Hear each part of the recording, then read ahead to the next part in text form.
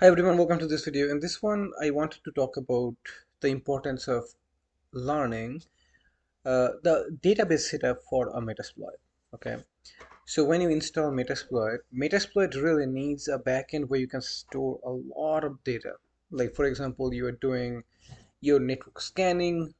What are the hosts? Okay, can you send the in-map command that you have just run and then feed that information back to a database? And the answer is yes. Okay, so as you become more and more efficient with your pen testing and learn more about the most wonderful framework out there, which is the Metasploit framework, you would like to learn more about how to configure the database. A lot of times the database may go wrong, you may lose the connection, how to get it back. So in this video, I'm going to give you some tips.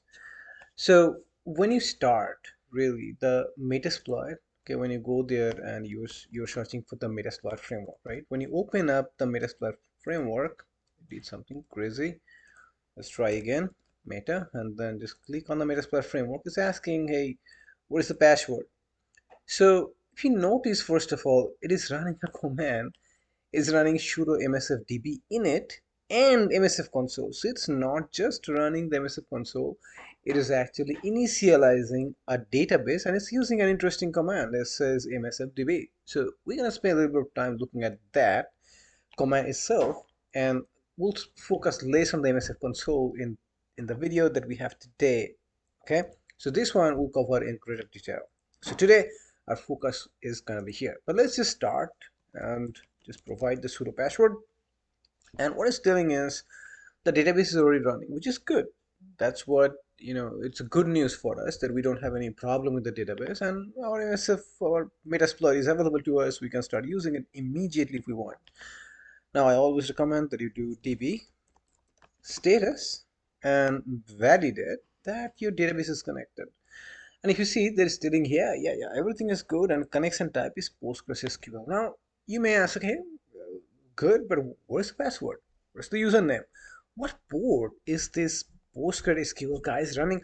What happens if something happens to the PostgresSQL service and it's down? How do I start it? Okay, so let's see what we can do.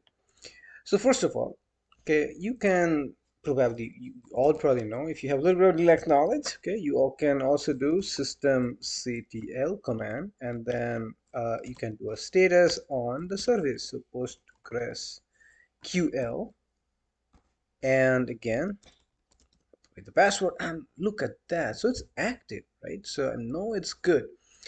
So the command that you need to run, if it's like if it says it's stop, like I can say stop, right? You can say stop and then PostgresQL. So that is going to stop the service, right? So if I now go back and do status SQL, it says inactive. Now, guess what is going to happen here now? If I'm back to MSF console, if I try the database status, it's telling you there is no connection. Of course, you have turned it off. So how do you fix it? So you go back in here, okay? You just come there, you can okay, start PostgreSQL, and if everything goes right and you don't get any error message, okay, or you can also do echo dollar question mark. If you have zero, that means this last command was successful. And again, if you check the status back again, it should say it's running, right? That's one way to troubleshoot your problem. You go back, and if you run the db status command again in your Metasploit framework, you probably it's still actually not connected. You may have to do the database reconnect, and you do connect. And what you do, you provide the file where you have the database information available. And in Kali Linux, your database information for the Postgres is stored in this location: user share Metasploit framework config and database YML. So if I run this command, hopefully the connection is back, and if you look at it, connected to the database specified in the YAML file. Okay, now let's check the status again. Good, connection to MSF, Postgres, connection name, all of that is good. Okay, so again, we fix the problem. So if you have some problem, if you want to know what is going on with the PostgreSQL itself, you can go and directly interact with the PostgreSQL. Now let's come back to the interesting command that we talked about right at the beginning. Okay, what I said, when you ran your MSF console, if you go back, let's see if we can find it again. If you go back very top, this was the interesting command, msfdb. Okay, so that is really Metasploit database. Okay, that's the short form of it. So let's just go to the other tab and clear and do a man on msfdb. Let's see what we can find. There's no manual. Okay, that's fine. So just do msfdb. Not every single command in the in Linux has a man, unfortunately. But if you do msfdb, oh, you get something now. Why do we use this? This manage the Metasploit framework database.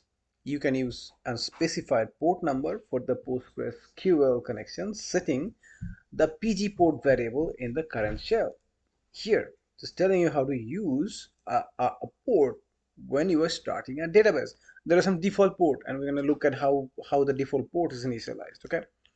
So here are some commands that you can use to manage start, delete, stop, check status, and all that kind of stuff. So we're showing you msfdb init that is going to start and initialize a database. So let's try that one, see what happens. msfdb and init. Okay. Now this one needs to be run as root. So let's just do the sudo. And what is telling you, hey, database already started, which is actually a good thing. Okay.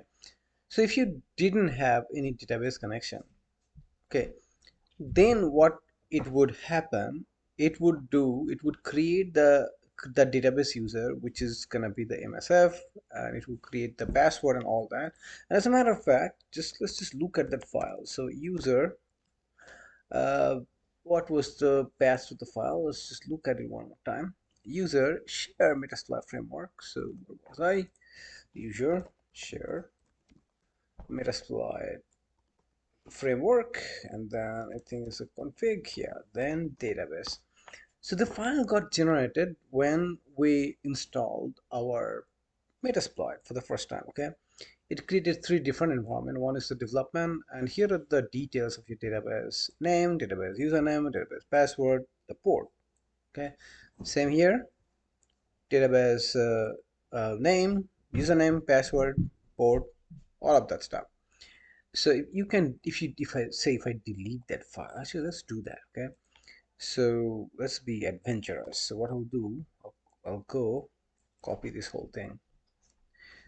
Okay, so now what I'll do, over here, instead of cat, I'll do sudo mv to rename the file. Okay, let's come to the end and paste selection, and what I'll do, at the end I'll say database back. So that is my backup, and now it's done. Now let's see what happens. So the command that we were trying, sudo msfdb init. This time, you see it says database already started, which is good, but this time it is resetting the password for the database user. Okay, it's now creating again the configuration file, and now it is telling you exactly, okay, I couldn't find this YML file. It needs to be there. So let's create one. It created another one, like it creating initial database schema. So all of that is done. Okay, so this command is very useful. So if you lose somehow your configuration, if you create a new one, run this one. Okay, the next command here that you you can take a look at, maybe let's see what else you need to do here. Okay, let's just do a msfdb one more time, and sorry, reinitialize. If you want to reinitialize, you can also do that. Okay, so again, I'll do msfdb, and instead of init, reinit. Okay, it will do the same thing. Now it's dropping the database. Okay, if you before you run it, make sure that you have all the proper, backup and everything, that you have properly set up. So this is completely get rid of what you had and recreate the database and database schema. Okay, next command, let's see which one we can try. Delete, I don't want to run. We have already seen the start and stop. Okay, this is going to start the database, is going to stop the database. status. So you can also check the msfdb status from here, and again you could run it as sudo, and it is going to tell you where it is running. Okay, and that's about it. That's where it's running. Okay, so and there's the port. Okay, so it's just good to know that msfdb is a really nice command that you can use to configure your database, reconfigure your database, and it's very important that you know where that file is stored. Now, a word of caution: this file, it is stored at different places in different environment. Like if you're using Ubuntu, this file is actually stored. I'll show you in some place. So here, let me do a pwd, make sure that I'm at home. I am at home. In this folder, whenever you install Metasploit, a folder gets created called .msf4. Okay.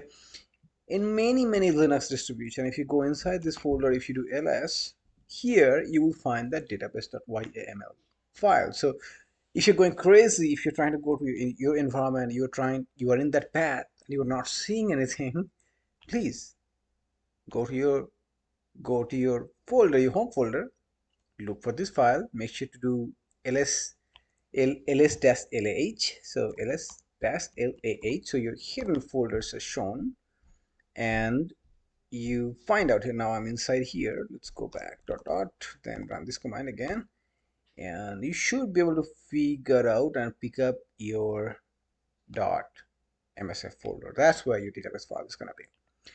All right, I just wanted you guys to know about this command, the wonderful one, and you should be aware of this particular command. And all of that stuff that we have done here, just remember that we can also do that from inside the MSF console as well. Uh, so the command that we have, sudo, so one more time, msf. So all the command that we did with msfdb, we have similar command like db underscore. So over here, uh, so we would run like msfdb and then status, right? That is also going to work. Metasploit also going to give me a command, right? db underscore status. That's also, it's a smaller, nicer way. You don't give all that output, but it's still the similar type of command that you can also use, right? msfdb, and then you can run stop. Okay, similar command you can also have like db underscore say disconnect. Okay, that will also work. So I would recommend that you learn both of them.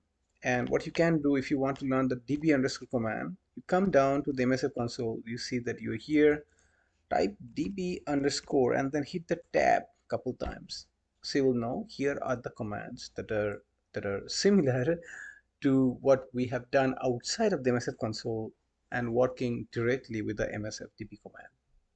Okay, I think that's probably enough, and you should have now enough information how to connect it, how to disconnect it, how to work with it, how to find the database file for configuration. That's all I wanted to cover in this video.